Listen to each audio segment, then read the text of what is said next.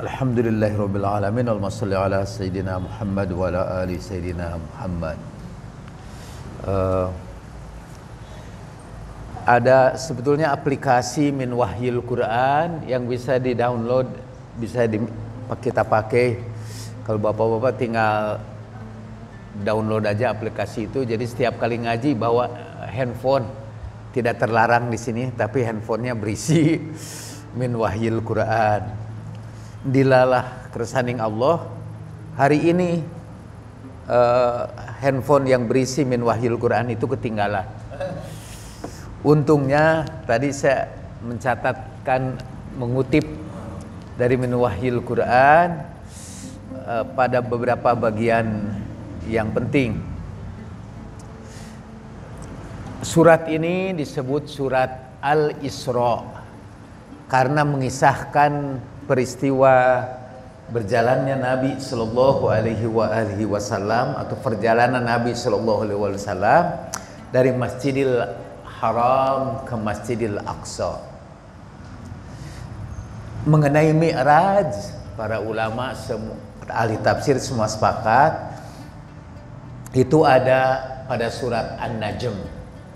Mungkin pada waktunya kita akan menjelaskan Mi'rajnya Nabi Sallallahu Alaihi Wasallam pada waktu kita membicarakan surat Wan Najm, Wan Najmi idza hawa ma dhalla sahibukum wa ma ghawa, dan seterusnya sampai laqad ra'ahu nazlatan ukhra inda sidratil muntaha. Jadi surat ini disebut surat Al-Isra karena ayat pertamanya dan hanya ayat pertamanya menceritakan perjalanan Nabi Sallallahu Alaihi Wasallam dari Masjidil Haram ke Masjidil Aqsa. Auzubillahi minasyaitonirrajim. Bismillahirrahmanirrahim. Subhanalladzi asra bi'abdihi laila minal masjidil harami ilal masjidil aqsa alladzi barakna haula. Itu ila akhiril ayah. Nah, kata beliau, kata Sayyid, kalau dalam bahasa Arab, sementara nanti kita akan berkenalan dengan istilah ini beberapa kali, ada yang disebut ijmal. Ijmal itu berarti keterangan umum. Kalau sudah terperinci disebut tafsil. Kalimat-kalimat yang perlu penjelasan lebih lanjut disebut kalimat mujmal, dan yang diperinci disebut mufassal.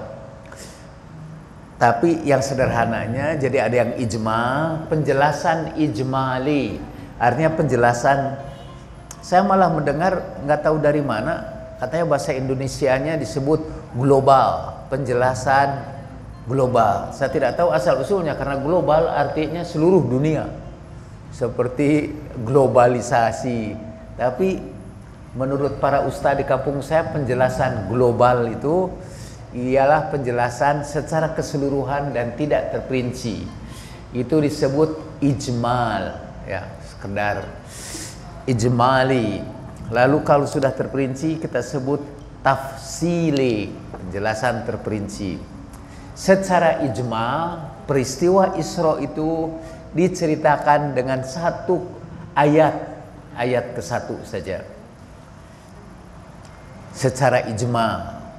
Secara terperinci atau tafsili dijelaskan di dalam hadis-hadis yang diakui baik oleh madhab ahlus sunnah maupun madhab ahlul bait sebagai hadis mutawatir.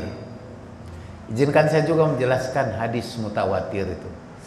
Ada hadis mutawatir, seperti kita ketahui hadis mutawatir ialah hadis yang diriwayatkan oleh banyak orang sehingga diduga tidak mungkin mereka sepakat untuk berdusta. Diriwayatkan banyak orang dan tidak sepakat berdusta. Cuma mutawatir itu ada dua macam. Ada mutawatir lafzi, jadi kata-katanya aja sama seluruhnya kata-kata itu. Misalnya hadis man kuntu maula fa aliyun maula, atau man kuntu maula fa hadza aliyun maula. Hadis itu disebut mutawatir lafzi karena lafadznya sama seluruhnya, walaupun dalam perinciannya ada beda-beda. Atau hadis man kazzaba alayya muta'ammidan falyatabawwa maq'adahu minan nar. Siapa yang berdusta atas namaku, maka siapkanlah tempat duduknya di neraka. Itu hadis itu disebut mutawatir lafzi. Nah, hadis tentang Isra itu disebut hadis mutawatir maknawi, ya. Hanya maknanya aja yang sama, tetapi redaksinya berbeda-beda. Dan Sayyid mengambil, rada jarang Sayyid biasanya mengambil hadis untuk menjelaskan ayat-ayat Al-Quran. Tapi kali ini Sayyid mengambil hadis yang diriwayatkan oleh As-Saduq dalam kitab Al-Amali gitu. Dari Imam Ja'far As-Sadiq, dan kata beliau, inilah riwayat yang paling banyak, ini riwayat yang paling singkat dan paling mudah kita ambil sebagai pelajaran. Aktsaru riwayati ikhtisaran wa aqrabuha ilal i'tibar. Nah, hadis ini saya bacakan aja terjemahnya nih supaya cepat. Diriwayatkan dari Amali As-Saduq, dari bapaknya, dari Ibni Abi Umair, dari Aban bin Utsman, dari Abi Abdullah Ja'far As-Sadiq alaihi salam.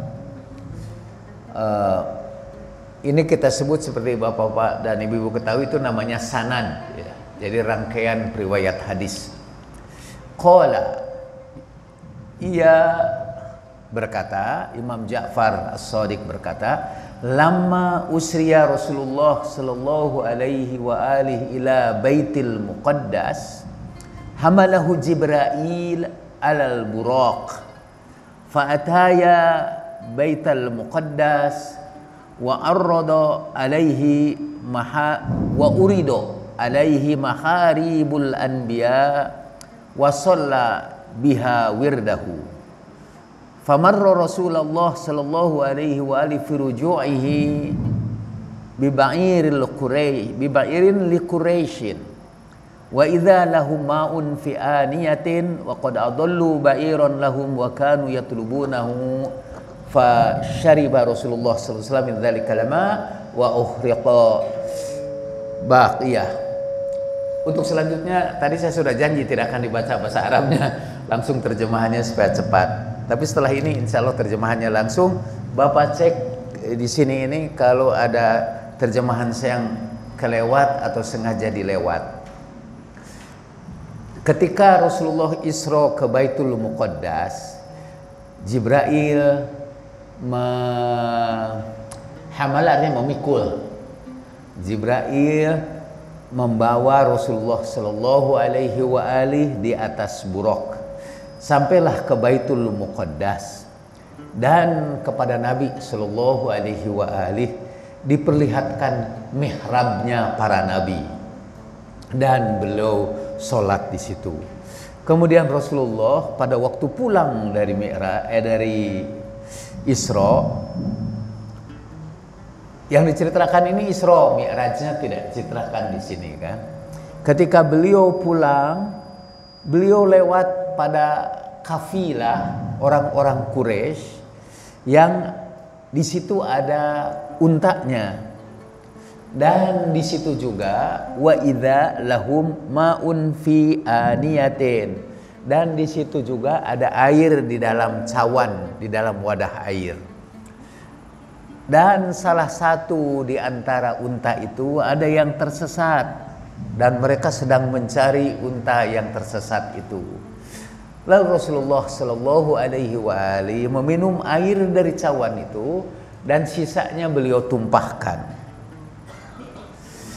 Ketika pagi hari Rasulullah Shallallahu Alaihi Wasallam berkata kepada orang-orang Quraisy, sesungguhnya Allah Azza wa Jalla, Allah Jalla Jalaluh telah mengisrakan aku ke Baitul Muqaddas, dan Allah perlihatkan kepadaku jejak-jejak para nabi dan tempat-tempat mereka, dan aku melewati unta orang Quraisy di satu tempat ini dan ini. Nabi menyebutkan tempat itu, dan mereka kehilangan untanya.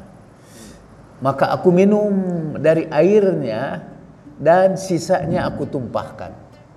Maka berkata Abu Jahal,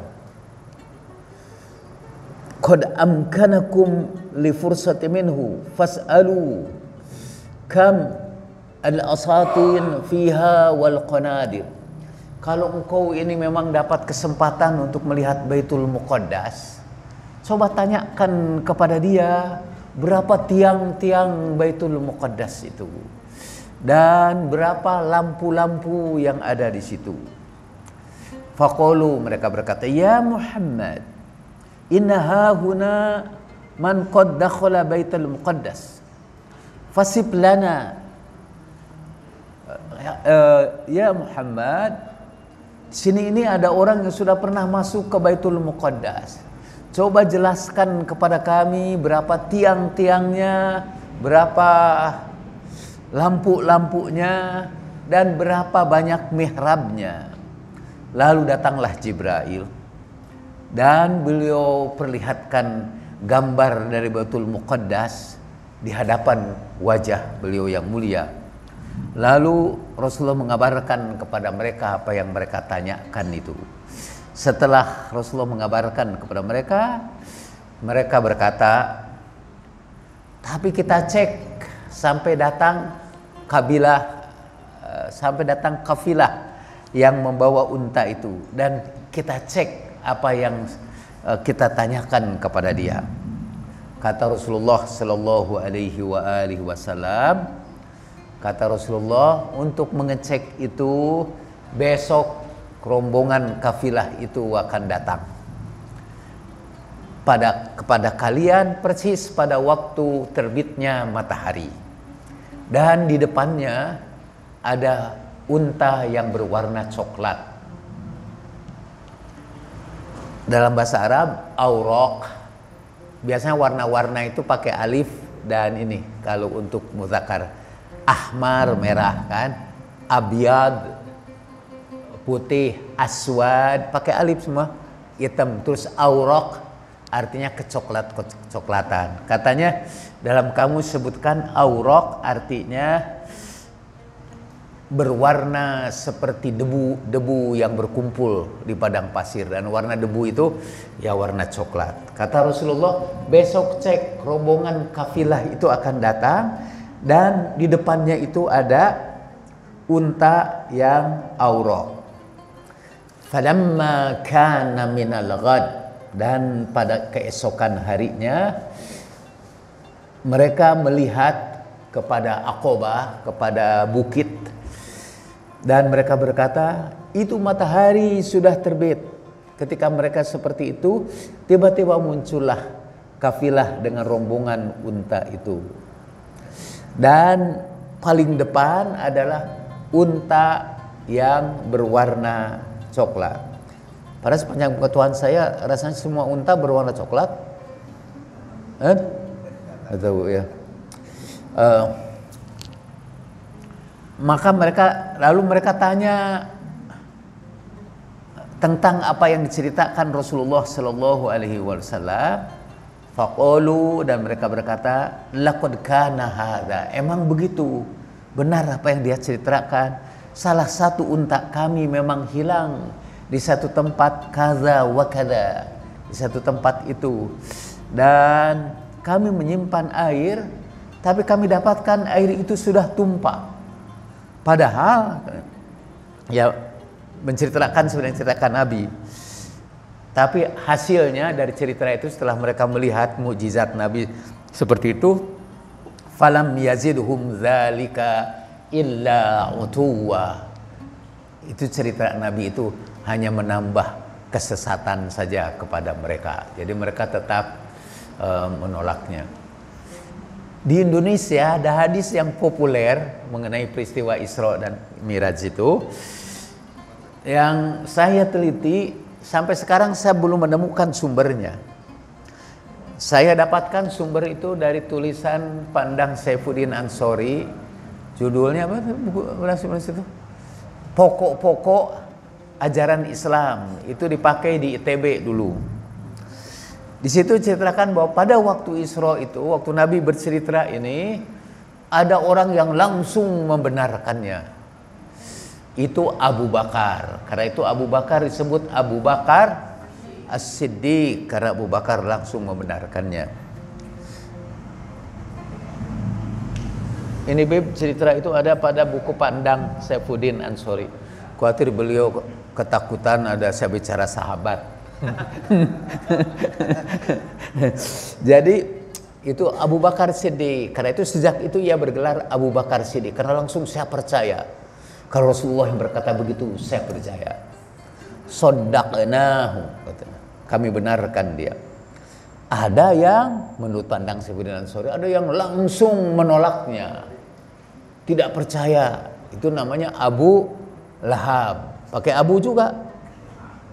Abu Lahab menolak langsung. Jadi ada yang menerima mutlak Abu Bakar Siddiq, dan ada yang menolak mutlak itu Abu Lahab, dan katanya ada yang munafik di antara yang dua itu, yaitu Abu Thalib. Saya ingat itu cerita di buku itu, bisa dicek Bapak-bapak, karena itu menyakitkan saya yang ketiga, bahwa Abu Thalib itu mungkin itu kecenderungan Pak Endang hanya untuk supaya yang merespon peristiwa Isra itu semuanya Abu. Jadi Abu Bakar, Abu Lahab. Tapi kita balik lagi kepada Sayyid Husain Fadlullah. Dalam cerita Sayyid Husain Fadlullah tentu tidak ada cerita ini. Cerita 3 orang Abu itu tidak ada.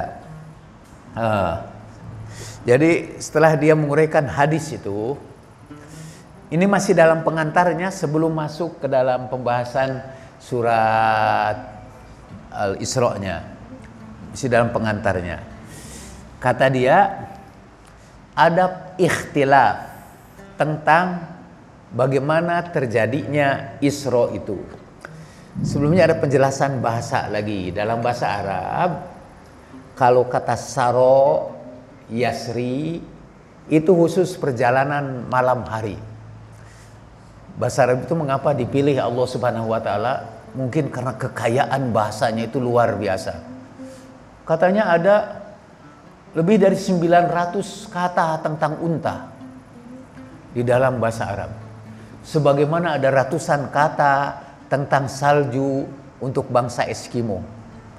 Dan cuma ada satu kata, bahkan tidak ada sih, kata dalam bahasa Indonesia tentang salju.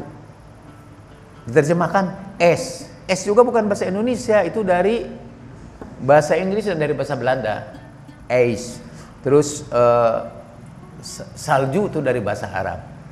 Tapi mungkin karena orang Arab hidup bersama unta terus menerus, jadi ada ratusan kata-kata tentang unta. Unta yang umurnya 1 tahun beda namanya dengan unta yang umurnya 2 tahun, dan seterusnya. Sebagaimana katanya ada ratusan kata untuk pedang.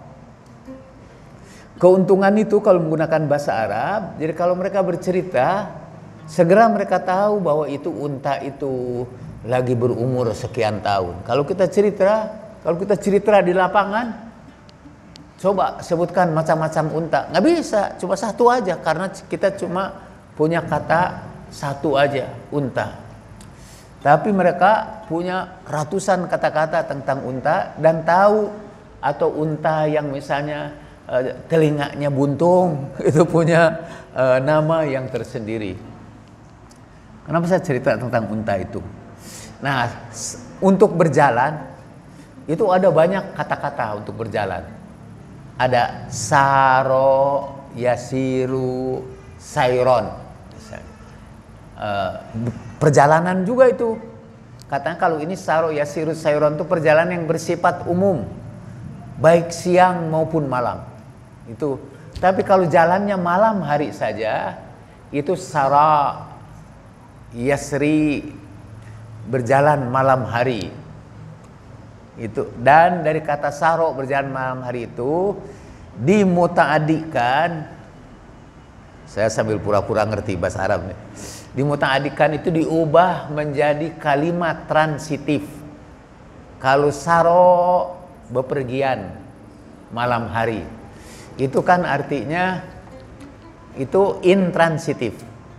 Tapi memperjalankan itu jadi transitif ditambah alif. Jadi asro, menjalankan Nabi di malam hari.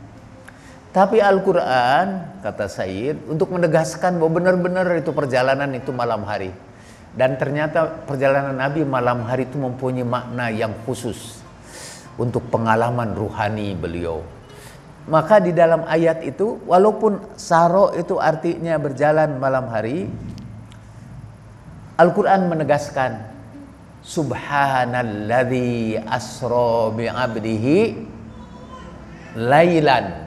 Ditegaskan lagi, pada asra itu sudah berjalan malam hari, tapi tambahkan lagi lailan. Subhanalladzi asra bi'abdihi laila.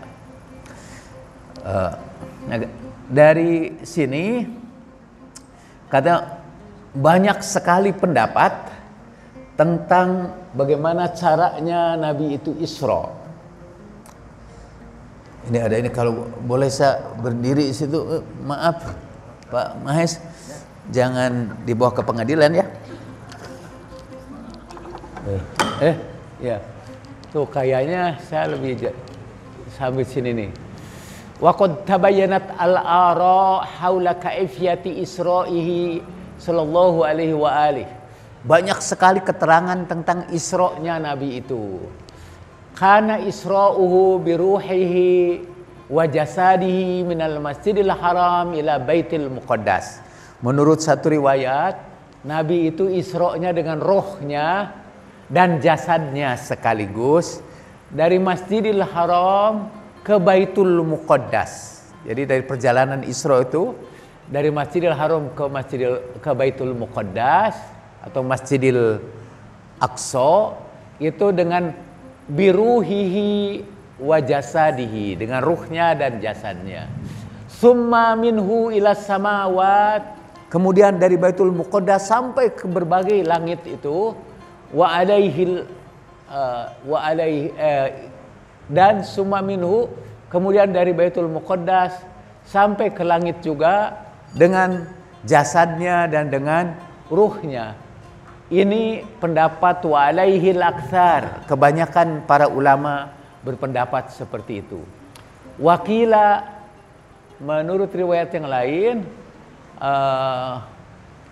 ia itu berangkat dengan jasadnya dan ruhnya. Ini rada saya ubah nih, di convert jadi gabung-gabung supaya bisa ditandai. Kemudian dia berangkat dengan ruhnya dan jasadnya dari Mekah sampai ke Baitul Muqaddas saja. Jadi ruh dan jasadnya sampai ke Baitul Muqaddas saja. Summa biruhihi min Baitul Muqaddas ila samawat. Tapi dengan ruhnya dari Baitul Muqaddas sampai ke langit, kepada berbagai langit. Wa alaihi jam'un, sekelompok para ulama berpendapat seperti itu. Ada juga berpendapat kana biruhihi wa huwa ru'ya shadiqah arahallahu nabiyahu wa nusiba ila ba'dihim. Ada juga yang berpendapat bahwa peristiwa Isra itu dengan rohnya saja berupa mimpi yang benar yang diperlihatkan Allah Subhanahu wa taala kepadanya, dan ini dinisbahkan kepada sebagian para ulama ahli tafsir. Di Indonesia orang-orang Ahmadiyah berpendapat bahwa Rasulullah itu berangkat Isra hanya ruhnya saja. Yang dijadikan dalil, Sayyid Husain Fadlullah juga mengutipnya, tapi tidak saya kutip di sini. Yang dijadikan dalil ialah kata Aisyah, pada waktu Nabi Isra itu, Aisyah sedang bersama Nabi dan jasad Nabi tidak meninggalkan tempat itu. Jadi jasad Nabi bersama Aisyah berarti itu. Tapi kata Sayyid Husain Fadlullah, ini tampaknya hanya ijtihad aja, karena di waktu itu Aisyah belum menikah dengan Rasulullah Sallallahu Alaihi Wasallam.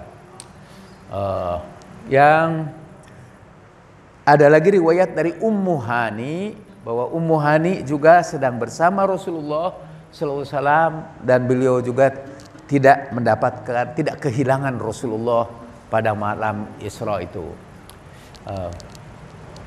Nah, ini pendapat Sayyid Husain Fadlullah. Di antara berbagai pendapat itu, kata beliau, illa annana indama nadrusul ayat al-mutadda'a lil Isra naro anna al-Isra bil jasad huwa al-ma'na zahir minha. Kalau kita pelajari ini ayat mutadamminah yang mengandung peristiwa Isra itu, kita melihat bahwa Isra itu dengan jasad. Itu makna tekstual dari ayat itu. Beliau dengan jasad. Apa buktinya? Karena ketika Isra itu digambarkan satu gerakan Nabi yang bergerak dari satu tempat ke tempat yang lain. Jadi ini berkaitan dengan masalah ruang. Dan kemudian berangkatnya juga di malam hari, dan ini berkenaan dengan waktu. Dunan nahar, bukan siang hari. Dan kemudian Allah menggunakan kata abduhu, hambanya. Apa itu? A'udzubillahi minasyaitonirrajim. Subhanalladzi asra bi'abdihi, dengan hambanya. Dan hamba yang namanya Rasulullah itu jasad dan ruh sekaligus. Tidak mungkin hamba itu hanya ruh saja, kata dia. Maksud beliau rada filosofis. Ruh itu tidak terikat oleh ruang dan waktu. Kita terikat oleh ruang, dan karena itu kita ada gerak. Kita ada gerak karena kita terikat oleh ruang. Kalau saya mau bergerak ke tempat Bapak, Pak Mahes, saya harus melewati ruang sekitar 1 meter ini. Tapi kalau ruh itu tidak terikat oleh ruang dan waktu. Jadi dimensinya dimensi ruh. Jadi kalau menurut beliau itu semua at-ta'bir anizat bimaknaha al-madi wal jasadi. Jadi berupa materi, Rasulullah berupa materi dan berupa jasad sekaligus.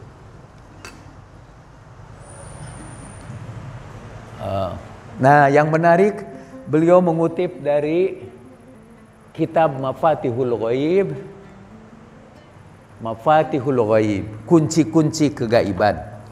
Dan itu kitab yang ditulis oleh Mulla Sadra, salah seorang, saya kira, filosof terbesar di dunia Islam sampai sekarang. Saya insya Allah lagi juga menulis tentang falsafah Mulla Sadra sebagai way of life.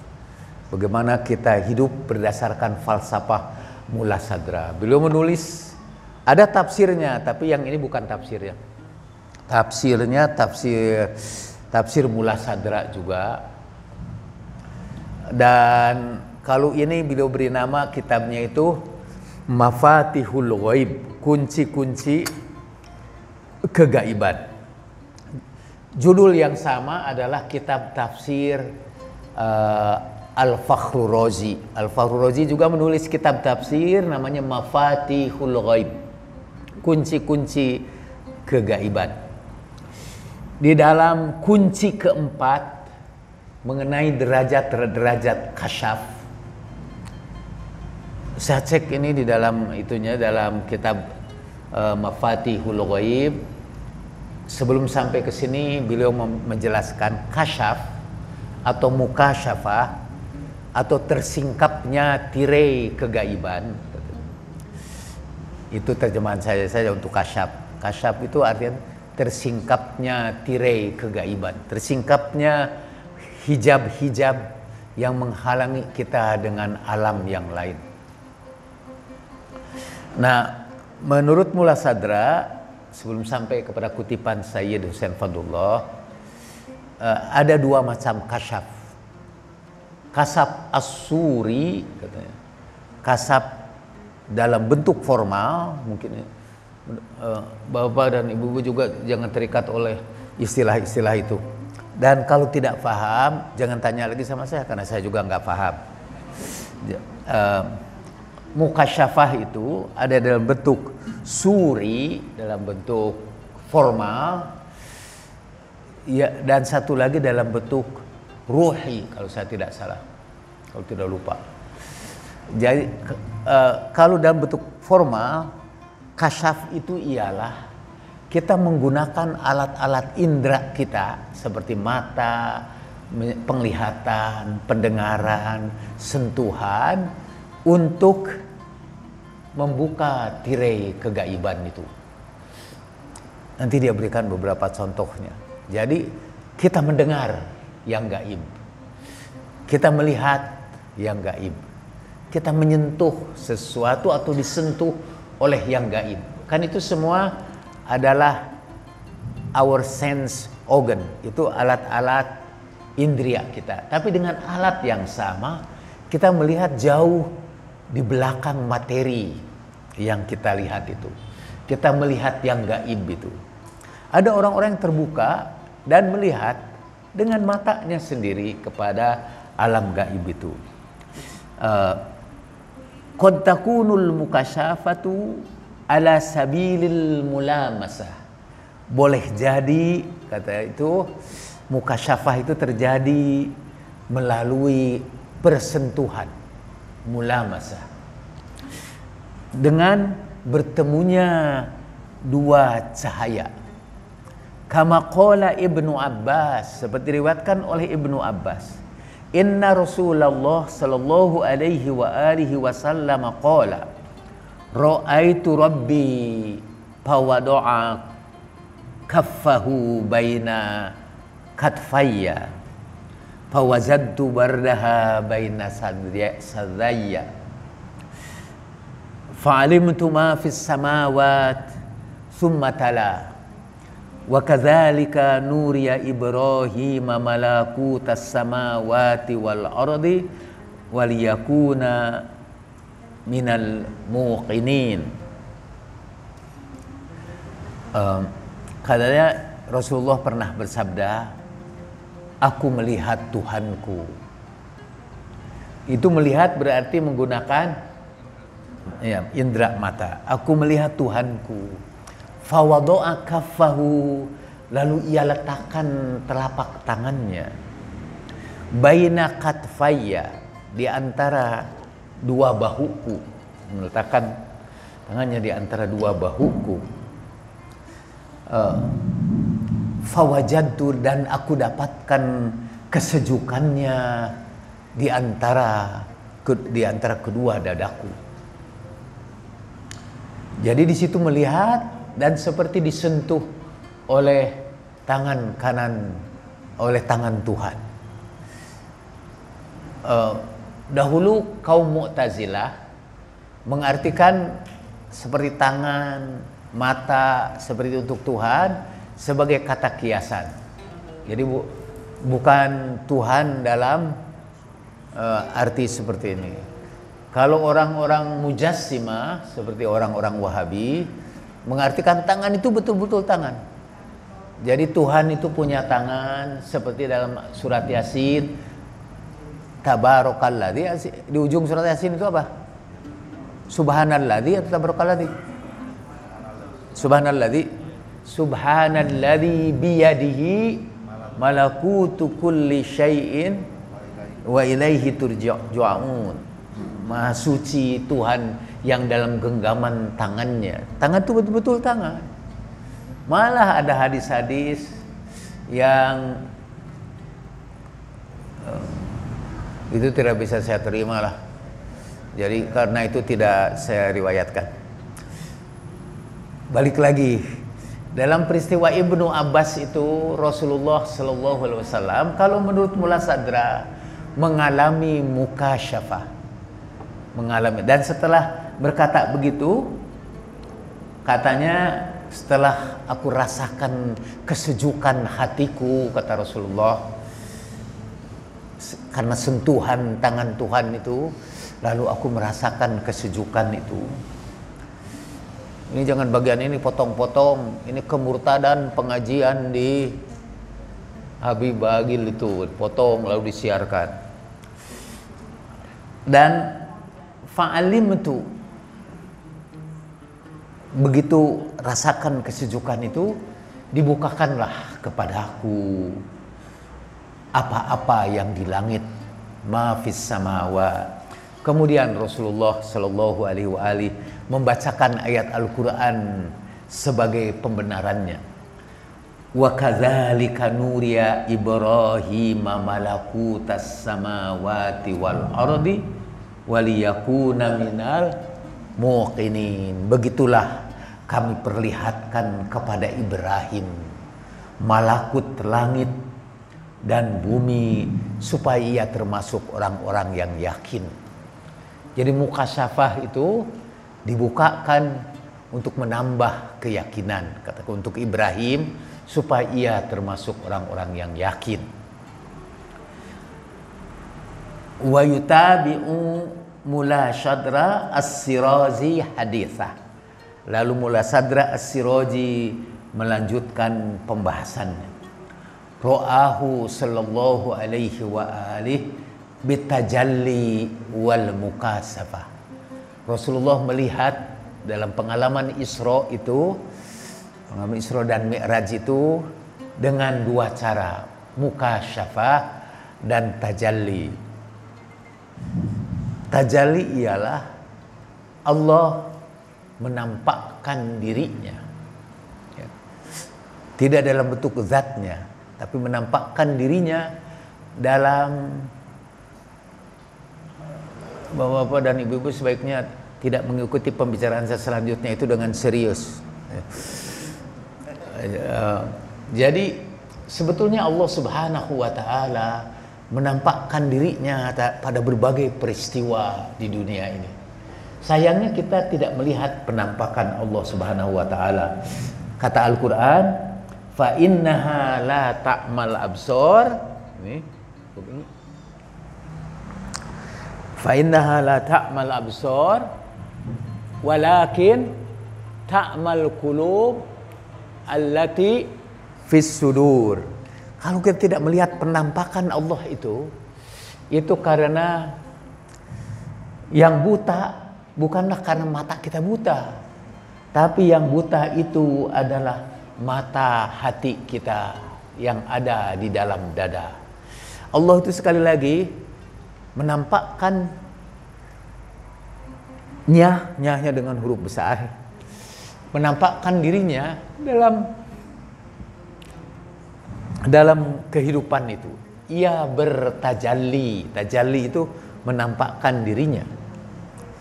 Yang menyebabkan kita mungkin juga salah memahami orang-orang Nasrani, karena buat sebagian pemikir Nasrani, Yesus itu adalah tajaliyat Allah Subhanahu wa Ta'ala.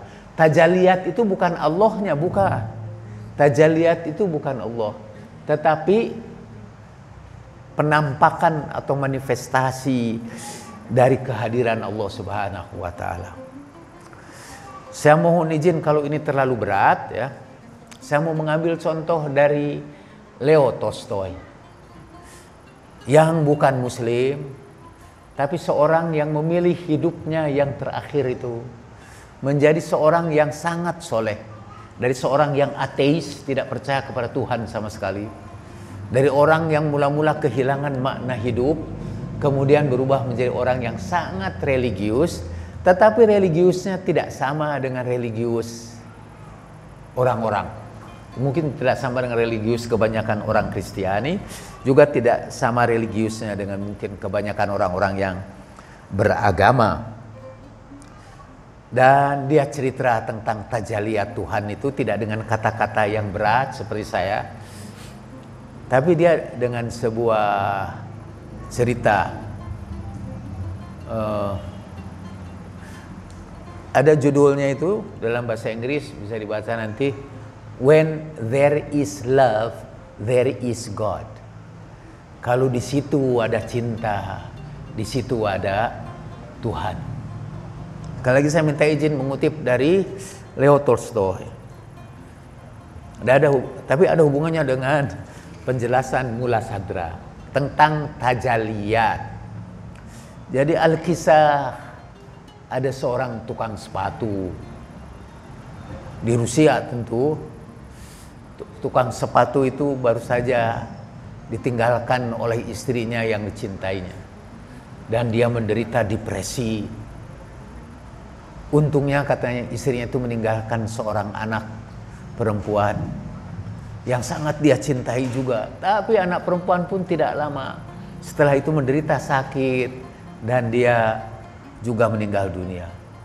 Setelah itu dia jadi tidak pernah datang lagi ke gereja. Dia tidak suka lagi kepada agama. Dia malah membenci Tuhan yang menyebabkan semua penderitaan itu. Lalu datanglah ada seorang Romo yang mengunjungi dia. Kalau kamu ingin mengenal Tuhan, katanya, bacalah Alkitab itu. Baca aja, walaupun kamu nggak ngerti, baca aja. Jadi dia bacalah Alkitab sampai kepada kisah ketika Magdalena membasahi kaki Yesus dan membersihkan kaki Yesus dengan rambutnya. Nah, kalau orang datang ke pengajian ini, tiba pada waktu saya sedang membaca ini, dikiranya saya pendeta. Jadi lalu ini berpikir, kata dia, saya ingin, ya, dia baca kitab suci itu hari pertama, ya mulai tertarik dia, hari kedua, hari ketiga, sampai kadang-kadang ketiduran dia, belum selesai bacanya ketiduran. Dan yang dia pikirkan, katanya, kalau Magdalena bisa mempersembahkan air matanya untuk Tuhan, bagaimana aku bisa mempersembahkan kecintaanku kepada dia, katanya. Dan tertidurlah dia. Dalam antara tidur dan tidak, dia mendengar suara Tuhan, katanya. Besok aku ini Tuhan, katanya. Besok aku akan datang menemuimu di toko sepatu kamu. Bukan toko sepatu, tukang perbaiki sepatu itu apa?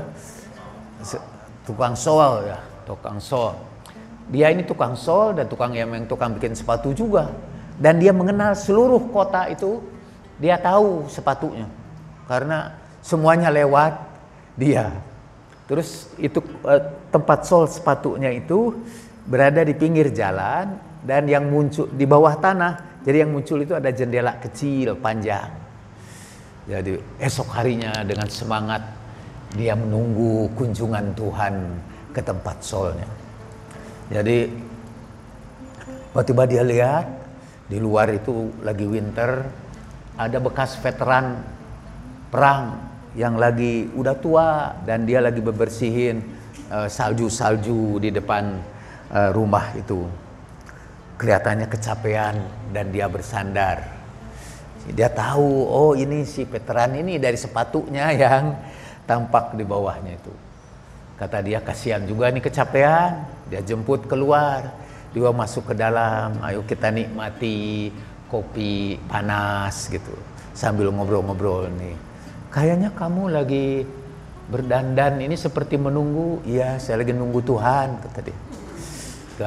Dan setelah itu udah agak siang sedikit. Saya harus mempersingkat ini pembicaraan ini. Tapi kalau dipersingkat jadi tidak menarik lagi. Siang itu dia lihat ada orang bersandar juga di tembok dia itu. Seorang perempuan masih muda, tapi pakaiannya di musim dingin itu tidak tertutup sal atau tidak tertutup jaket, kelihatannya kedinginan. Dan anak kecil di gendongannya yang terus-menerus menangis. Dia panggil juga ke dalam, dia panggil, dan di dalam itu anaknya dia dicoba tidurin, dia asuh. Kamu kata mendiamkan diri kamu aja, memanaskan tubuh kamu. Anaknya dikasih makan, terus ditanya, kemana sal kamu? Saya jual katanya untuk sepiring bubur. Kalau ceritanya tidak begitu akurat, tapi pokoknya dia jual.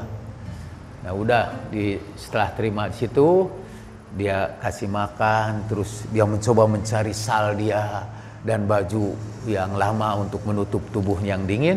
Setelah itu pergi. Terakhir itu sore hari, dia mendengar seorang anak lagi menjerit-jerit. Ketika dia keluar, ada seorang ibu pedagang apel yang melihat si anak itu mencuri apel dari dagangannya.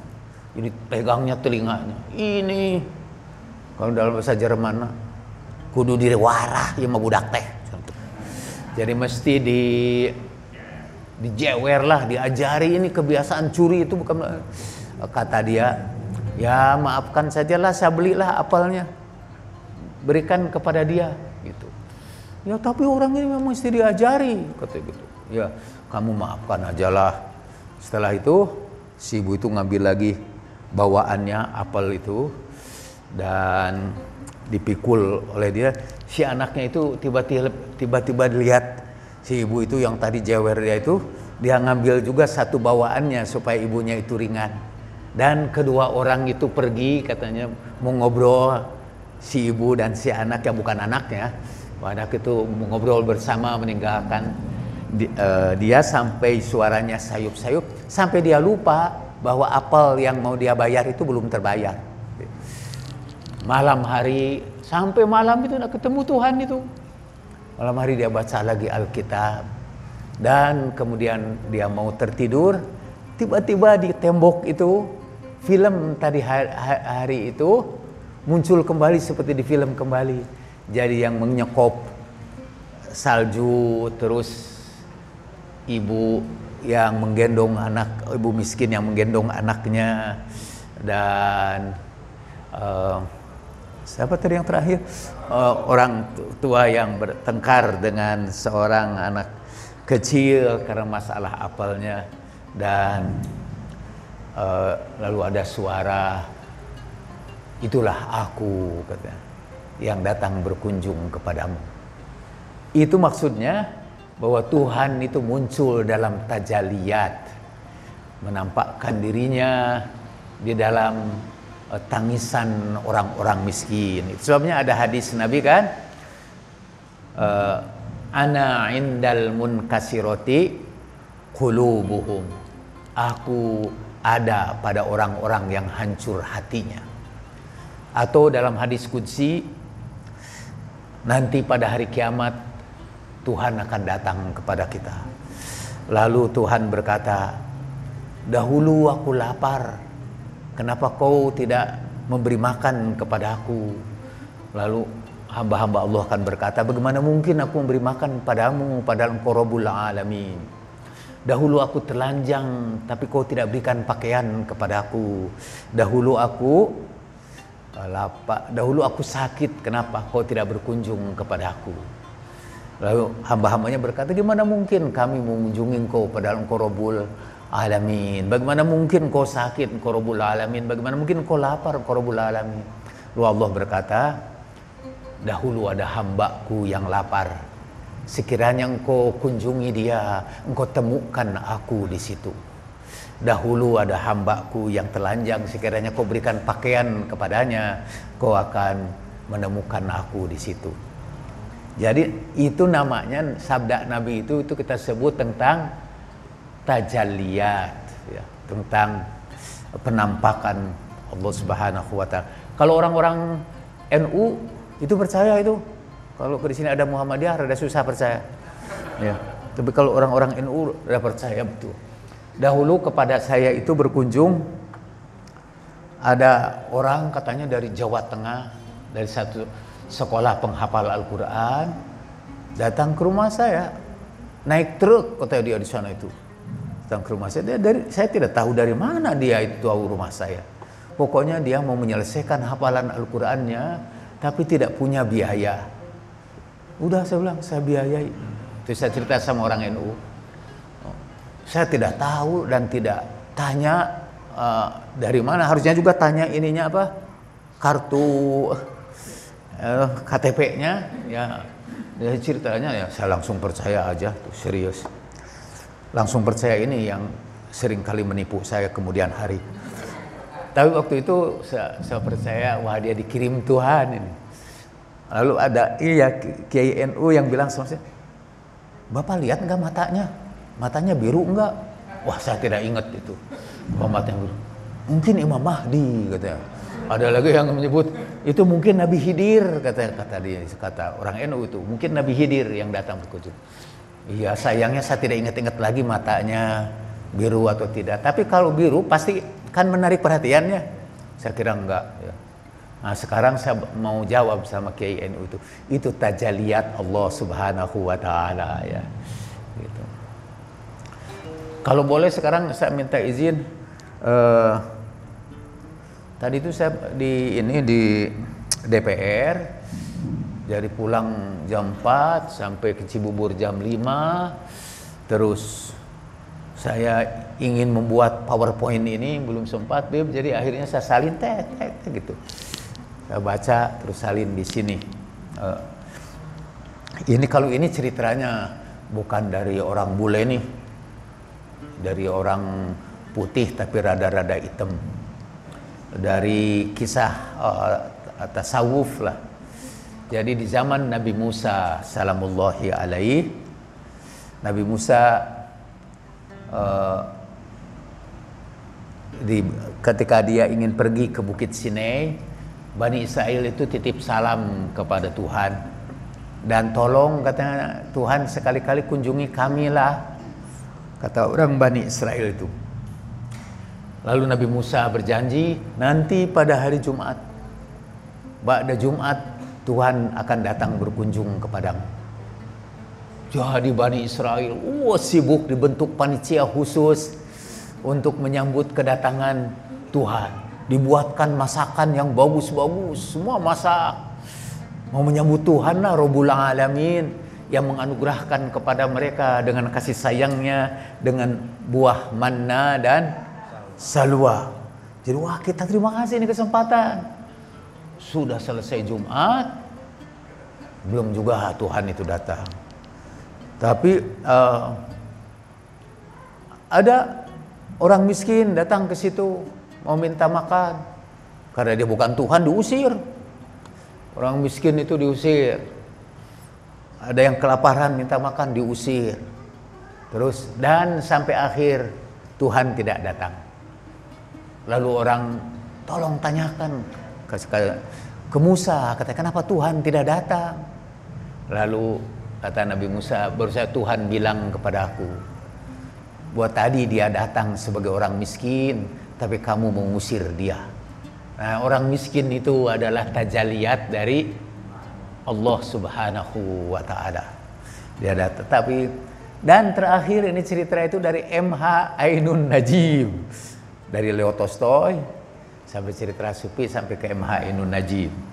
Kata MH, satu hari di sebuah masjid, pengurus takmir masjid udah beres-beres masjid itu, paling pagi sekali datang orang miskin ke situ, ke masjid itu, dan dia sudah menduga bahwa inilah yang tukang mencuri sandal di masjid itu.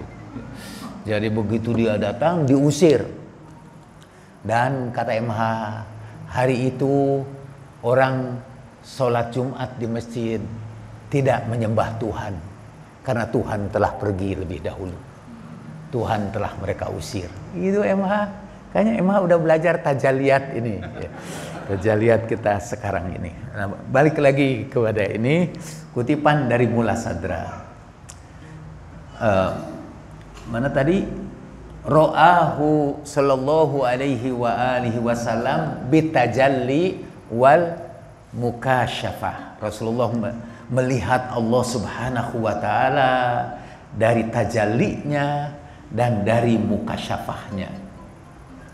Wa wada'a wa man ba'u. Mendingan lihat dari sini nih. Tadi di mana nih? Bit tajalli wal mukasyafah. Wa man ba'u hadhil mukasyafah, dan sumber dari mukasyafah ini, sumber dari mukasyafah ini huwa al-qalbul insani, adalah hatinya manusia.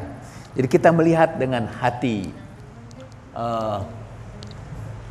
Ay nafsuhun natiqah, yaitu jiwanya yang berbicara.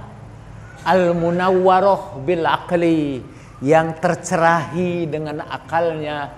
Bil aqlil amali, dengan akal amalnya. Itu yang kita sebut way of life. Filsafat itu menyenari kita dengan akalnya. Bil aqlil amali, yang mengatur hidupnya dengan akalnya. Al musta'mal, yang mempergunakan bihawasihir ruhaniyati, yang mempergunakan alat indera ruhaniyahnya. Karena kita punya sekali lagi indera lahiriah dan indera batiniyah. Fi dzatiha ainun, dalam zatnya itu ada mata, wasam'un, ada pendengaran, kama usyira ilaihi, seperti tunjukkan kepadanya fi qaulihi ta'ala, dan firman Allah ta'ala, fa innaha la ta'mal absaru walakin ta'mal qulubul lati fis sudur. Tetapi bukan buta matanya, tetapi buta hati yang ada di dalam dadanya.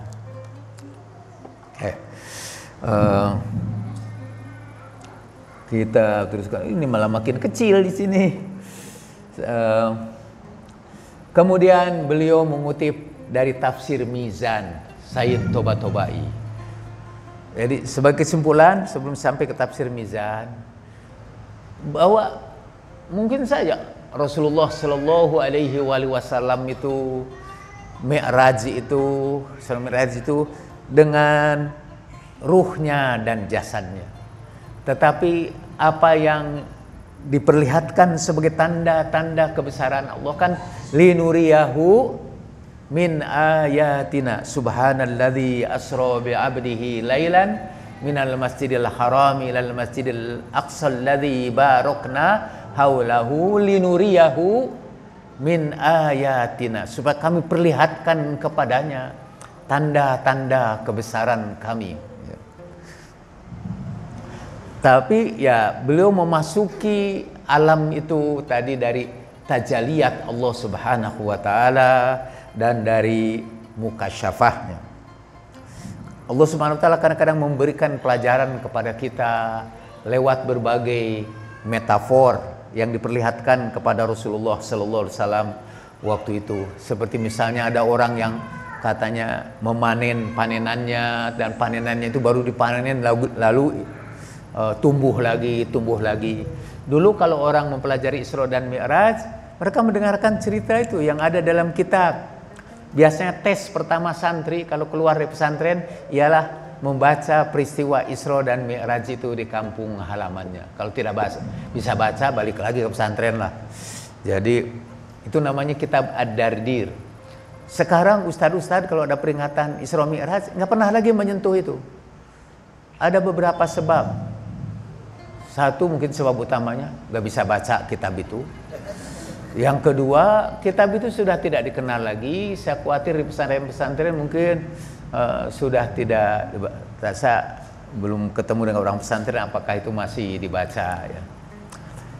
Padahal itu berisi pelajaran yang disampaikan kepada kita dari hadis-hadis melalui tajalliyatnya Allah Subhanahu wa taala.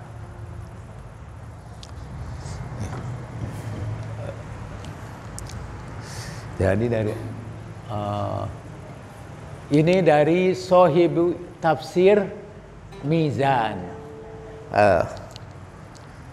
Sakit ini leher saya. Ya. tafsir Mizan,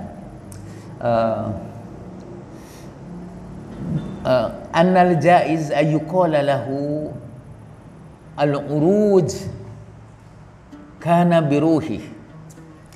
Ada kemungkinan juga bahwa Rasulullah itu mi'rajnya itu dengan ruhnya. Walakin la 'ala an-nahwi alladhi yarahu al-qailuna bihi min kauni dzalika min qibalil ahlam. Tapi dengan ruh itu tidak sama seperti apa yang diceritakan orang, bahwa Nabi melihat semuanya itu seperti di dalam mimpi. Tidak.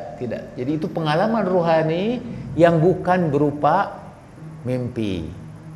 Bukan juga berupa seperti yang dialami oleh tukang sol sepatu itu. Wa min nau'i mimma yarahu an-na'im min ar-ru'ya, atau tidak berupa apa yang dilihat orang di dalam mimpinya. Walau kana kadzalik, sekiranya Rasulullah itu melihat di dalam mimpinya, maka berbagai peristiwa yang terjadi sesudah itu termasuk mukjizatnya, jadi tidak ada artinya kalau mimpi. Seperti Rasulullah memberikan tanda perjalanannya dengan mengetahui unta yang hilang, atau dengan mencurahkan air, itu tidak lagi karomah dan tidak lagi mukjizat baginya kalau itu berupa mimpi, karena setiap orang juga akan bisa melakukannya atau akan bisa mengalaminya. Bal dzalika idza kana bi urujihi bi ruhihi syarifah ila ma wara'a hadzal alam al-madi mimma yaskunuhu al-malaikatul mukarramun. Tetapi dengan ruhnya itu, beliau dengan ruhnya yang mulia itu, dia dibawa ke apa yang berada di balik alam ini, ma wara'al alam al-madi, alam material ini. Beliau menembus alam materi ini dan sampai kepada tempat tinggalnya para malaikat yang mulia, dan seterusnya ketika tirai-tirai kegaiban disingkapkan kepadanya. Sebetulnya Sayyid Tabatabai tidak begitu berbeda dengan apa? Nah, kalau komentar Sayyid Husain Fadlullah tidak saya kutipkan di sini, tapi ada di situ. Kata Sayyid Husain Fadlullah, dari segi konteksnya, dari segi teksnya, emang ini dengan jasad dan ruhnya. Tapi kalau ada hadis-hadis yang kuat yang menunjang itu, kita juga bisa menerima kalau Rasulullah itu hanya berangkat secara ruhaniyah saja, hanya mi'raj secara ruhaniyah saja. Dan di kalangan Ahlul Bait, kalau kita kan Rasulullah itu mi'rajnya pada tanggal 27 Rajab ya. Kalau di kalangan Ahlul Bait, 27 Rajab itu hari di Bi'tsah namanya, hari diangkatnya Rasulullah sebagai Rasul itu tanggal 27 Rajab. Bukan Isra Mi'raj, bukan kan. Karena Mi'raj Nabi itu berulang kali. Tidak satu kali tanggal 27 Rajab itu. Beliau itu berulang kali dari pengalaman ruhaniyahnya. Sampai orang-orang tasawuf berkata, sekiranya kita seperti Rasulullah sudah mi'raj dan ketemu Allah, kita tidak akan mau balik lagi ke bumi. Katanya gitu ya. Ya. Tapi tidak, Rasulullah balik lagi.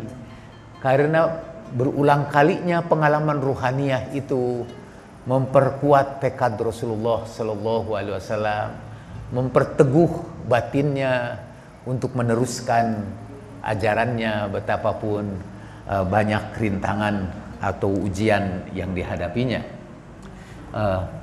Itu berkaitan dengan Isra. Dan menurut Sayyid Fadlullah juga, kalaupun itu berkaitan dengan mukjizat, dengan hal-hal yang gaib, sekiranya ayat-ayat Qur'annya cukup kuat, hadis-hadisnya itu bisa muwaththaq, bisa dipercayai, kita harus memasukkannya dalam keimanan kepada yang gaib.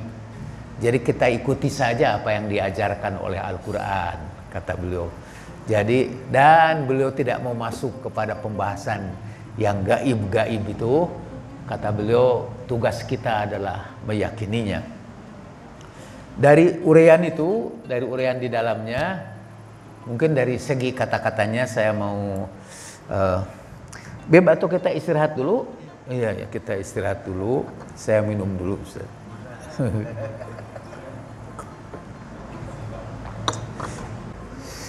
Nah, ya, ini pertanyaan pertama, apakah bisa tajaliat Allah itu bisa disaksikan oleh semua hamba-hambanya atau hanya mereka yang tingkatan suci? Sebetulnya secara potensial kita dibekali Allah Subhanahu wa taala dengan kemampuan untuk melihat tajaliatnya. Wa nuriyahum fi apa itu? Mas Adi bantu sanurihim ayatina fil afaqi wa fi anfusihim. Kami akan perlihatkan tanda-tanda kami kepada manusia di alam semesta dan juga di dalam diri mereka sendiri. Dan Allah akan perlihatkan itu kepada kita semua. Kita akan saksikan kehadirannya. Dan sebetulnya di dalam hidup ada banyak pengalaman ya, sebetulnya Allah itu hadir beserta kita, hanya kita tidak ngeh lah. Ngeh itu bahasa apa ya? Bahasa Sunda ya? Tidak menyadari kehadiran Allah Subhanahu wa taala. Ada salah seorang guru tasawuf di Universitas Tel Aviv, asli Yahudi. Jadi rasnya Yahudi, agamanya Yahudi, dan orangnya Yahudi. Sarasviri namanya. Dan dia menjelaskan tasawuf dari kata mudtor di dalam Al-Quran. Ammay yujibul mudtorro idza da'ahu. Siapakah dia yang mengijabah doa orang yang terdesak ketika ia berdoa?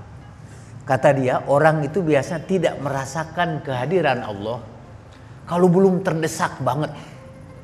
Kalau belum terdesak banget, kalaupun misalnya dapat kesulitan, misalnya, aduh, ini ada penagih utang, udah nunggu di rumah. Lalu kita berangkat minta izin, datang ke sini langsung dapat bantuan.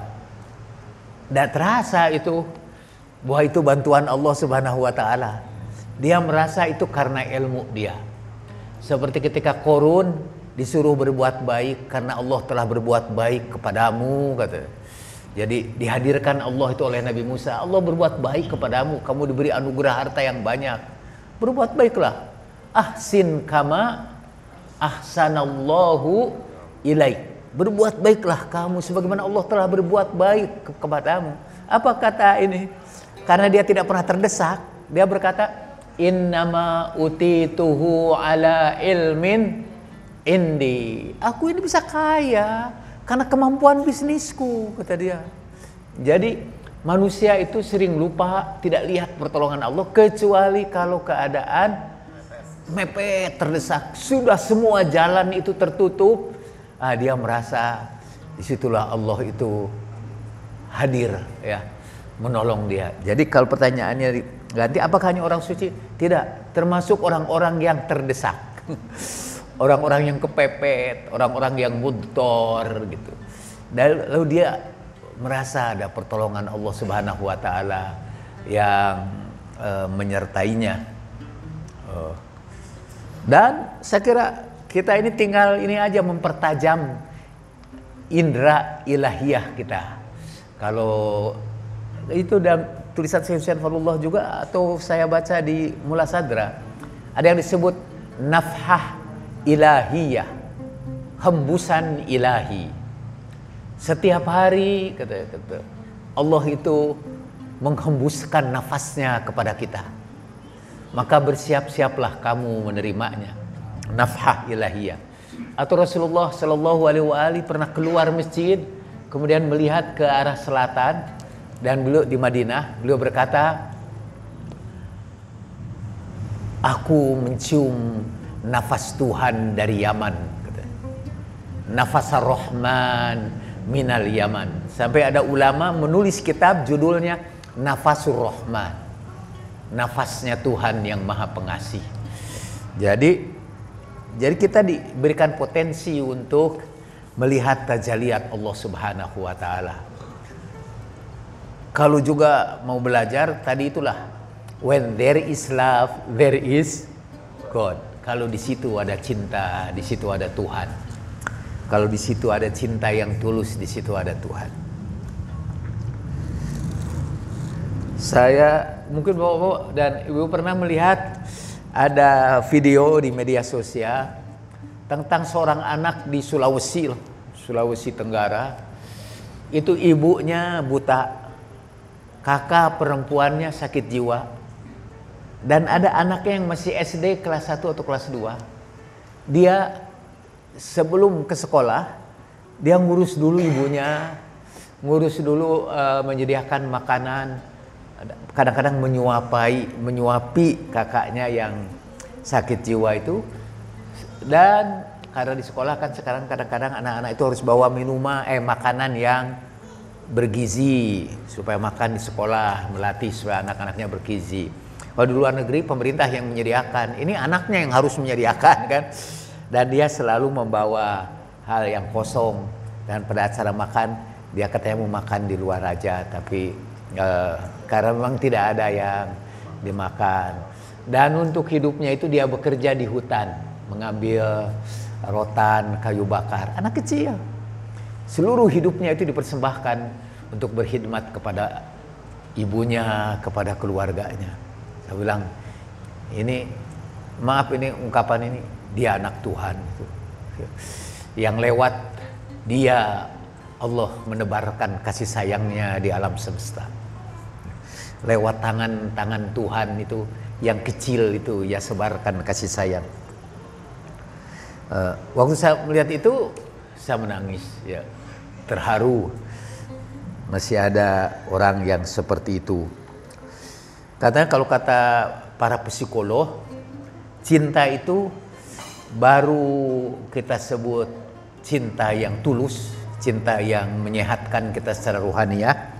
Kalau cinta itu tak bersyarat, unconditional love, cinta yang tak bersyarat.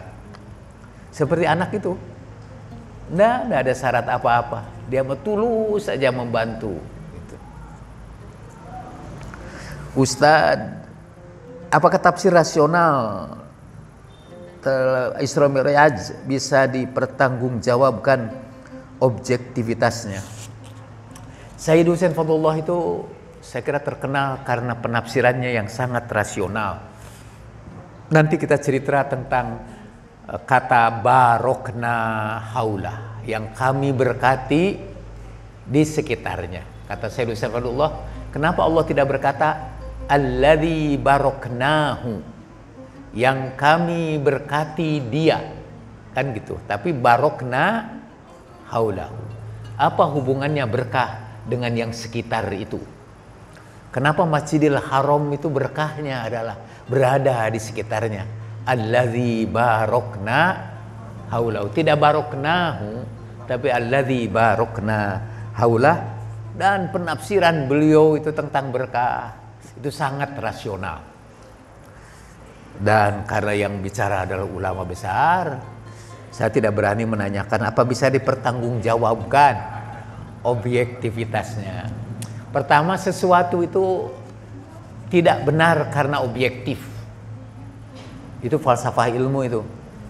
Dunia sekarang ini tidak ada yang objektif, Pak.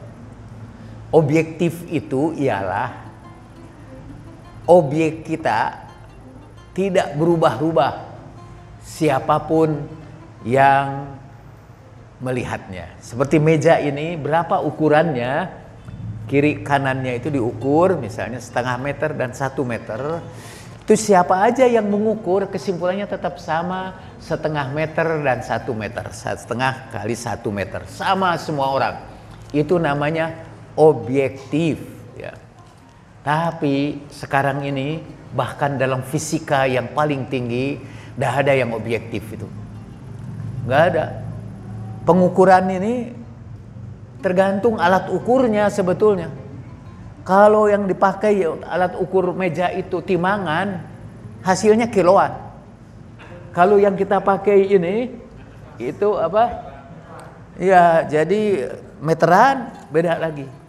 Kalau yang kita ukur itu dengan penciuman misalnya, ya, ini baunya bau apa? Beda-beda itu setiap orang.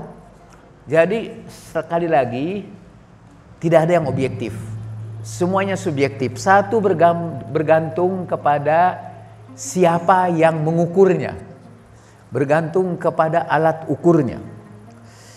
Sambil saya sendiri tidak tahu, di dunia materi itu ada yang disebut partikel, ada yang disebut gelombang. Kalau partikel dia bukan gelombang, kalau dia gelombang bukan partikel. Kalau di sini ada ahli fisika, tolong betulin saya, karena saya tahu di sini tidak ada, jadi saya berani. Tapi apakah cahaya itu partikel atau gelombang bergantung kepada alat ukur yang kita pakai. Kalau yang kita pakai itu particle detector, maka yang kita lihat itu, jadi kalau semprotkan cahaya, yang kita lihat itu partikel-partikel aja. Tapi kalau yang kita pakai itu adalah tes gelombang dan dimasukkan cahaya itu melalui satu lubang, yang kita lihat adalah gelombang-gelombang. Jadi cahaya itu apakah partikel atau gelombang bergantung kepada alat ukur yang kita pergunakan. Di dunia ini tidak ada yang objektif, Pak. Semuanya subjektif. Jadi tentu saja kalau kebenaran itu harus diukur dari objektivitasnya, itu namanya kebenaran sains. Itu juga sainsnya sains yang positivis. Kalau sains yang sekarang nggak objektif lagi, apalagi dalam ilmu sosial, nggak ada yang objektif itu. Apakah Jokowi itu seorang presiden yang memihak rakyat atau presiden yang memihak anaknya? Itu tergantung semua orang. Tidak ada yang objektif. Dan penafsiran rasional sebenarnya dimaksudkan sesuatu yang secara umum bisa diterima oleh akal sehat. Saya pakai secara umum karena mungkin saja ada kekecualian. Dan yang kedua dengan akal sehat, karena banyak sekali yang akalnya tidak sehat. Ustadz, ada ayat Al-Quran yang mengatakan, kemana saja kau berpaling kau akan lihat wajahku. Ainama tuwallu fathamma wajhullah. Kemanapun kamu berpaling, kamu akan lihat wajah Allah. Malah kata ini, ya Ibn Arabi itu, kemanapun kamu berpaling, kamu melihat wajah Allah. Sekarang kamu berpaling kemana? Ke barat, ke timur, gitu. Kamu lihat nggak wajah Allah di situ? Enggak, kata dia. Ya. Kata Ibn Arabi, sebetulnya di dunia ini hanya ada dua, yaitu huwa dan yang ma huwa gitu. Dia dan yang bukan dia, hanya ada dua aja. Dan kata Al-Quran sebenarnya yang ada itu cuma satu, yaitu wajah Allah Subhanahu wa Ta'ala. Tetapi kita tidak melihat. Saya melihat ke depan saya, yang saya lihat itu redaktur pelita. Saya lihat ke sebelah kanan, yang lihat ketua Ikadin. Saya lihat kiri, saya lihat Habib. Tidak, saya lihat Allah Subhanahu wa Ta'ala. Apa Al-Quran ini salah? Ainama tuwallu fathamma wajhullah. Kemanapun kamu berpaling, yang kamu akan dapatkan wajah Allah. Bagaimana ayat itu diartikan oleh Alamah Tabatabai, Mullah Sadra, dan Said Hussein Fadullah. Untuk memahami dari Mullah Sadra, ya saya harus bawa itu Al-Hikmah Al-Muta'aliyah ke sini ketumpuk. Dan mungkin diperlukan kira-kira 10 tahun untuk setiap minggu membahas Ainama tuwallu fathamma wajhallah. Itu alasan saya sebetulnya karena saya tidak paham. Udah ada waktu, kalau sambil menunggu lagi pertanyaan berikutnya, saya akan lanjutkan kepada masalah ayat alladzi barokna haulahu, yang kami berkati di sekitarnya. Kita mulai lagi dengan ayat ini. Subhanalladzi asra bi'abdihi laila minal masjidil harami ilal masjidil aqsa alladzi barakna haulah. Kita tidak tafsirkan seluruh ayat ini di sini, tapi kita ngambil kata barakah. Apa yang dimaksud berkah ini? Dan kenapa di sini Allah tidak berfirman alladzi baraknahu, yang kami berkati dia, tapi yang kami berkati di sekitarnya, di sekitar dia. Alladzi ma makna al-barakah? Fima kanat al-barakah tumathiluhu min imtidadin wa harakatin ala kulli sahatil muhitati biha, lianna al-barakah laysat mujarradu halatin ghaibiyatin ruhiyatin tuthirul masyairil qudsiyyah fi ajwa'i dubabiyatin halimatin. Kata Sayyid Husain Fadlullah, yang dimaksud di sini itu ialah penyebaran berkah atau gerakan dari berkah itu pada lingkungan yang meliputinya. Makanya disebut barokna haulahu, kami berkati. Diberkati itu adalah lingkungan di sekitarnya. Li'annahul barakah, karena yang disebut barakah bukan semata-mata keadaan gaib yang bersifat ruhaniyah, yang keluar dari perasaan yang suci, ya, dari orang-orang yang suci. Jadi berkah itu bukan hanya, tapi dia sebut bukan hanya, artinya termasuk juga itu, bukan hanya. Makanya dia tambahkan ila janibi dzalik, tapi di samping itu, bal hiya ila janibi dzalik, tapi di samping itu dia adalah, oh ini kita ini nih,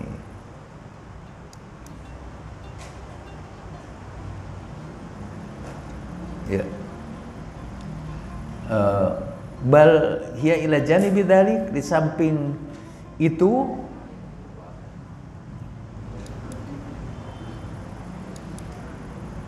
oh, kenapa balik sini? Oh, yes, ini nih.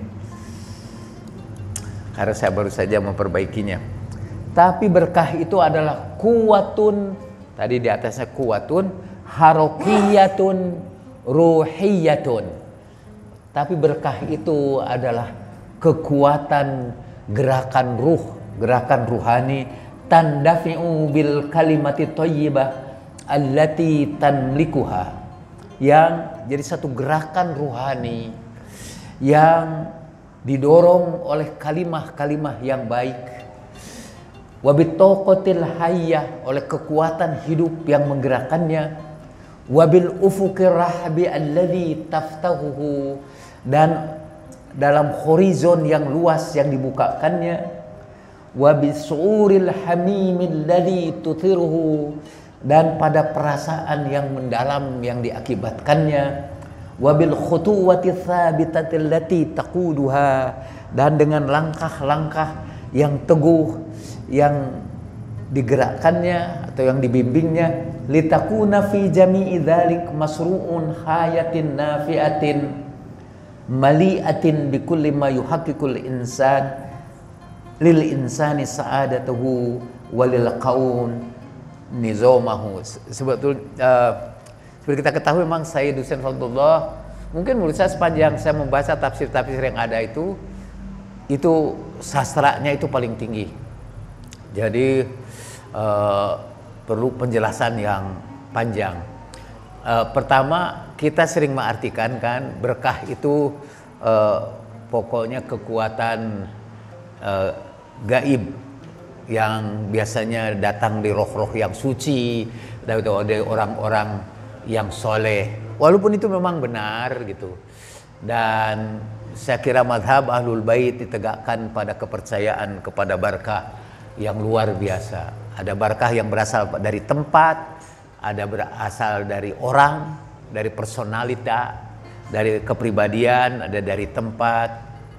Dan dalam kepercayaan Islam berkah itu menyebar. Jadi kehadiran seseorang itu yang memberkati. Kalau saya ada salah di situ, beliau sesudahnya mengutip ayat Al-Quran tentang Nabi Isa. Jadi kalau ada orang yang katanya diberkati, kata Sayyid Husain Fadlullah, maka yang dimaksud orang yang diberkati itu syahsul mubarak, fahuwa laisal insan al-hamil al-asraril khafiyyah allati tadfa'un nas ila lamthi thiyabihi wa jasadihi aw talabi ilaihi ay yad'a yadahu ala ru'usihim liya'khudhu minhul barakah. Orang yang disebut manusia yang penuh berkah bukanlah orang yang menyimpan rahasia-rahasia tersembunyi, yang mendorong manusia untuk menyentuh pakaiannya, menyentuh jasadnya, atau bermohon kepadanya agar ia letakkan tangan di atas kepalanya, liya'khudhu minhul barakah, untuk memperoleh berkah. Tetapi manusia yang penuh berkah adalah al-insan alladhi ya'isu taqatar ruhiyyata allati tuharriku fihi kulla imkanatihi liyansyuraha 'alal nas wal hayat min haulih. Tapi yang manusia yang penuh berkah adalah orang memiliki kekuatan jiwa yang menggerakkan segala potensi manusia di sekitarnya dan kehidupan orang-orang di sekitarnya. Litan toliku khairan wa rahmatan wa mahabbatan wa salaman, sehingga dari dorongan ruhaniyahnya dia menggerakkan kebaikan, kasih sayang, cinta dan kedamaian. Fi naf'in syamilin ghairi mahdudah, dalam manfaat yang meliputi tanpa batas, seperti yang disebutkan di dalam tafsir Al-Quran dari riwayat Nabi Isa yang berkata wa ja'alani mubarakan dalam surat Maryam ayat 31. Menurut para ahli tafsir, ketika Nabi Isa berkata dan Allah menjadikan aku orang yang diberkati, maka di dalam tafsir disebutkan wa ja'alani nafa'an linnas min khilali ma tuhi bihil barakah mim intibdadil lil taqati fi hayatin nas. Maksudnya aku menjadi manusia yang paling berguna, yang mendatangkan manfaat kepada orang-orang di sekitarnya, yang mendatangkan kehidupan dan kekuatan. Beliau sering menggunakan kata tokoh, mungkin terjemahan paling baik energi. Dan kalau kita juga bicara tentang bumi yang diberkati atau bumi yang penuh berkah, ialah kebaikan yang muncul dari bumi itu dan mendatangkan manfaat kepada orang-orang yang tinggal di bumi itu. Itu jadi beliau artikan berkah itu sebagai manfaat yang lahir dari kekuatan jiwa seseorang, yang menggerakkan orang-orang di sekitarnya, menimbulkan kebaikan, khairan wa rahmatan wa mahabbatan wa salama. Itulah manusia-manusia yang penuh berkah. Dan itu saya kira penafsiran yang sangat rasional. Saya kira saya belum pernah mendengarkan pembicaraan tentang berkah seperti yang disebutkan oleh Sayyid Husain Fadlullah. Kalau kita baca tafsir, berkah selalu berkaitan dengan fenomena gaib lah gitu. Karena kadang-kadang berkah itu masalah persepsi. Pak Mahes misalnya mengira saya orang yang mendatangkan berkah. Jadi ketika saya datang dia berusaha mencium kaki saya. Lalu saya pun berusaha mencium kaki Pak Mahes, bukan karena saya percaya Pak Mahes mendatangkan berkah, tapi karena balas aja. Ya. Jadi dan kata Sayyid Husain Fadlullah, berkah yang sebetulnya ialah manfaat yang keluar dari energi kita yang mengubah dunia di sekitar kita. Kehadiran kita itu menimbulkan manfaat, nafa'an linnas, memberikan manfaat kepada manusia. Sampai saya pikir jangan-jangan yang penuh berkah itu para penemu sains dan teknologi. Itu yang menemukan GPS itu, sehingga saya yang tidak hafal Jakarta sekarang bisa kemana-mana itu. Dengan GPS tinggal diklik aja. Raffles Hill, Cibubur, Betul, dia tunjukkan, dan dia sudah meramalkan saya tiba di situ jam 10 dan sebagainya. Wah, itu manfaatnya luar biasa. Kehadirannya telah mengubah dunia. Dari energi ruhaniyahnya itu sekarang keluar berbagai kegiatan kita yang terbimbing karena kehadirannya. Itulah manusia yang penuh berkah. Ya, kalau tidak ada pertanyaan lagi,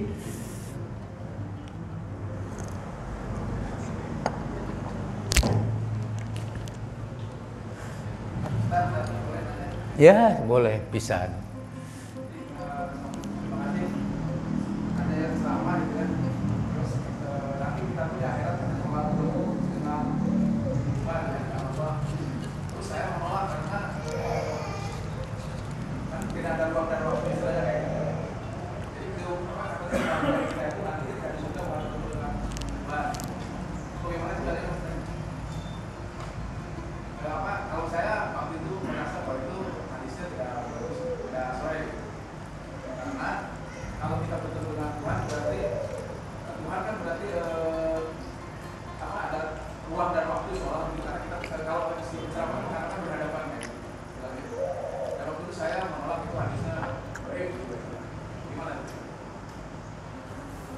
Jadi ada ustadz yang menjelaskan bahwa kita bisa berjumpa dengan Allah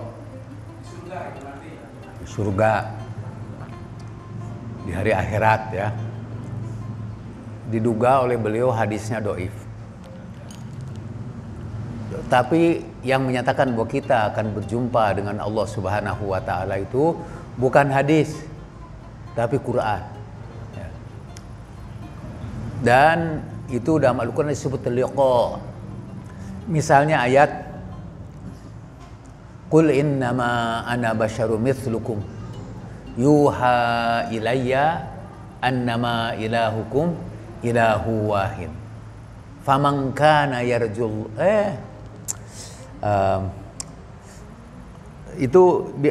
itu surat Kahfi ya terakhir. Saya selalu baca itu karena katanya sebelum tidur kita harus baca itu, dan kemudian kita tentukan jam berapa bangun. Itu kita akan bangun. Kul innama ana basyarun mithlukum yuha ilayya annama ilahukum ilahu wahid. Dan karena saya bacanya selalu mau tidur, jadi langsung saya sekarang ngantuk. Qul innama ana basyarun mithlukum yuha ilayya annama ilahukum ilahu wahid. Faman kana yarju liqa'a rabbih falyamal 'amalan shalihan wala yusyrik bi'ibadati rabbih ahada. Siapa yang ingin berjumpa dengan Allah, faman kana yarju, barang siapa yang berharap, liqa'a rabbih, berjumpa dengan Tuhannya, faman kana yarju liqa'a falyamal 'amalan shalihan, beramallah dengan amal yang baik. Wala yusyrik bi ibadati rabbih ahada, dan janganlah kamu musyrik dalam beribadah kepada Allah.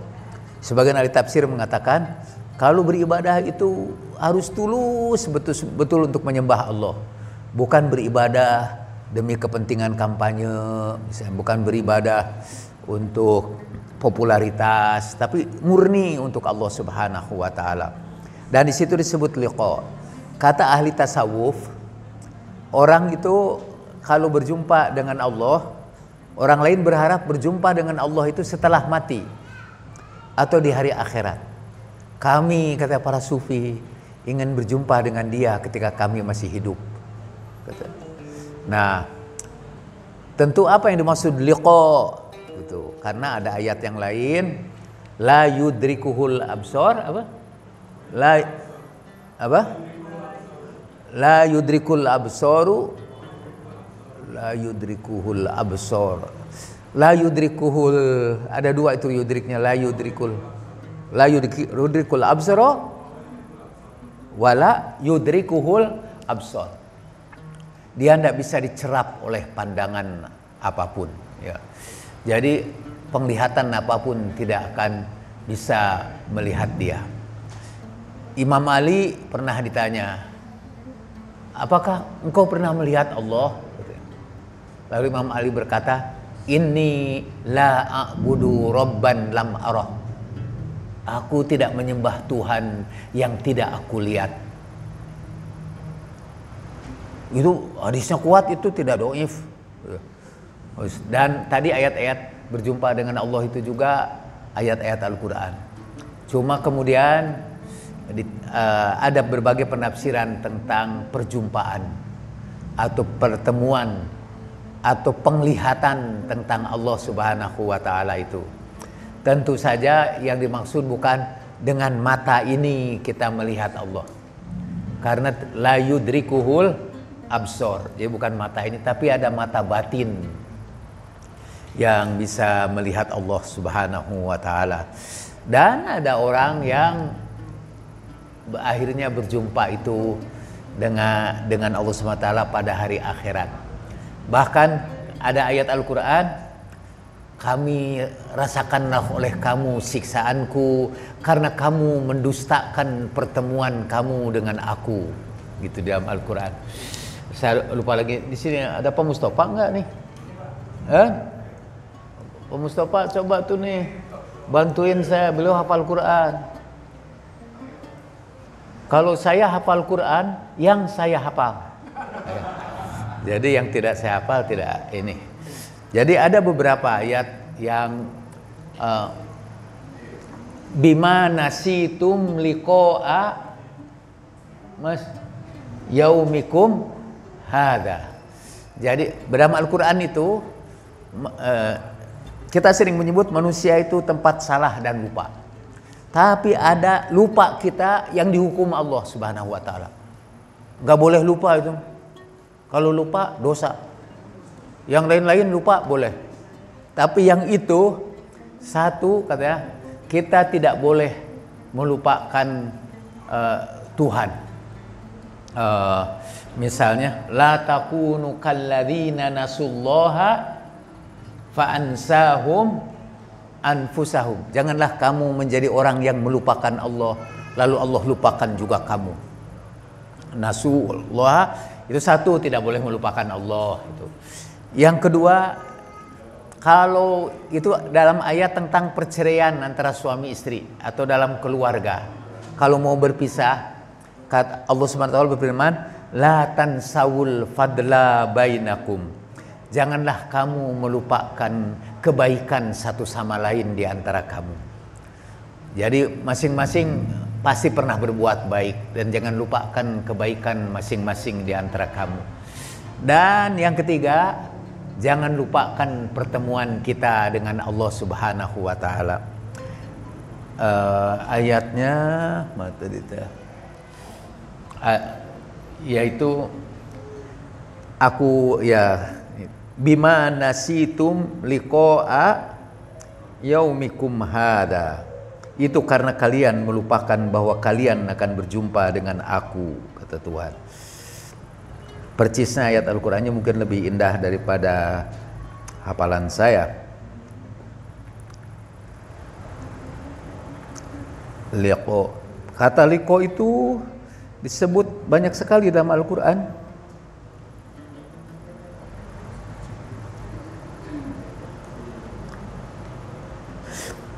Dalam surat Al-An'am yang paling awal ayat 31, qad khasiral ladzina kadzdzabu biliqa'illah. Rugilah orang-orang yang mendustakan pertemuan dengan Allah.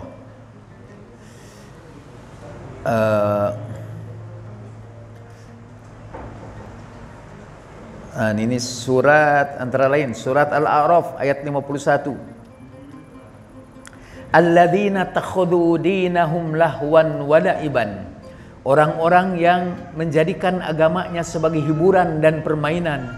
Wa gharrathumul hayatu dunya, dan kehidupan dunia telah menipu mereka. Fal yauma nansahum, pada hari ini kami lupakan mereka. Kama nasu liqa'a yaumihim hada, sebagaimana mereka melupakan pertemuan denganku pada hari ini. Wa ma kanu bi ayatina yajhadun, dan tidaklah mereka itu menolak ayat-ayat kami, mendustakan ayat-ayat kami. Jadi memang ada perjumpaan dengan Allah Subhanahu wa Ta'ala, Tapi bagaimana detailnya, sekali lagi kita menghafalkan lagi kata ijmal dan tafsil. Tafsilnya, perinciannya itu di luar kemampuan kita. Memang ada hadis yang nanti, dan saya juga menganggap itu hadis itu dhaif. Mungkin itu yang dimaksud oleh beliau dalam Sahih Bukhari, tapi nanti pada hari kiamat Allah datang menemui orang-orang.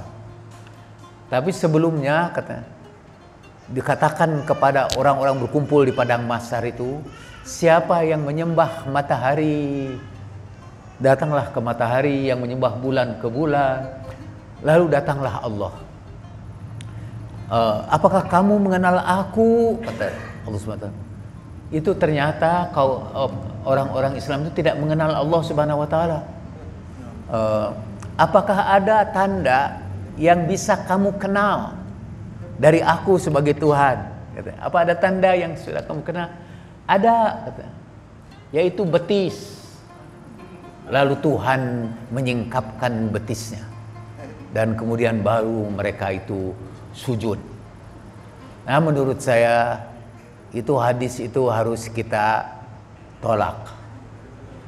Tapi dia katanya mengambil dari Al-Quran, wa yukshafu ansaq, lalu dibukalah betisnya, yang oleh saudara-saudara kita dari kalangan Ahlus Sunnah atau sebagian Ahli Sunnah diartikan sebagai betis-betis beneran, seperti tadi tangan beneran, mata beneran. Nah, tapi ya di kalangan Ahli Sunnah juga seperti Mu'tazilah mengartikan itu peribahasa dalam bahasa Arab. Wa yukshafu ansaq dalam bahasa Arab itu yang artinya semua terbirit-birit sampai betisnya tersingkap. Itu kalau terjadi suara hiruk-pikuk, kacau balau dalam situasi peperangan sehingga orang berlari. Dan karena mereka pakai baju yang panjang itu, dalam lari itu mereka menyingkapkan betisnya. Dan menyingkapkan betisnya bukan dalam arti harfiah, tetapi dalam arti kiasan, yaitu menghadapi situasi yang kacau balau. Tapi dalam Bukhari itu ditegaskan betul-betul betis. Lalu orang begitu melihat betis Tuhan, lalu orang ini sujud kepadanya gitu. Nah, mungkin itu hadis yang dimaksud oleh beliau dari wa ma taufiqi illa billah alaihi tawakkaltu wa ilaihi unib. Assalamualaikum warahmatullahi wabarakatuh. Ustaz, ada ibu yang mau tanya tadi. Oh, silakan dulu tuh, hak ibu-ibu kasih ya. Iya. Ya, enggak.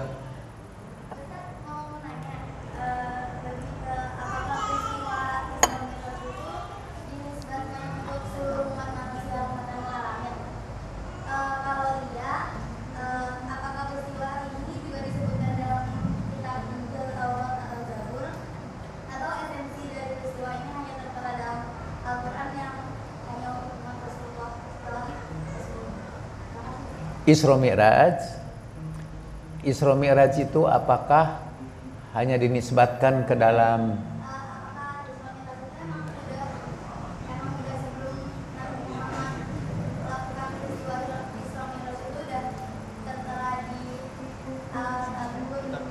kitab-kitab sebelumnya?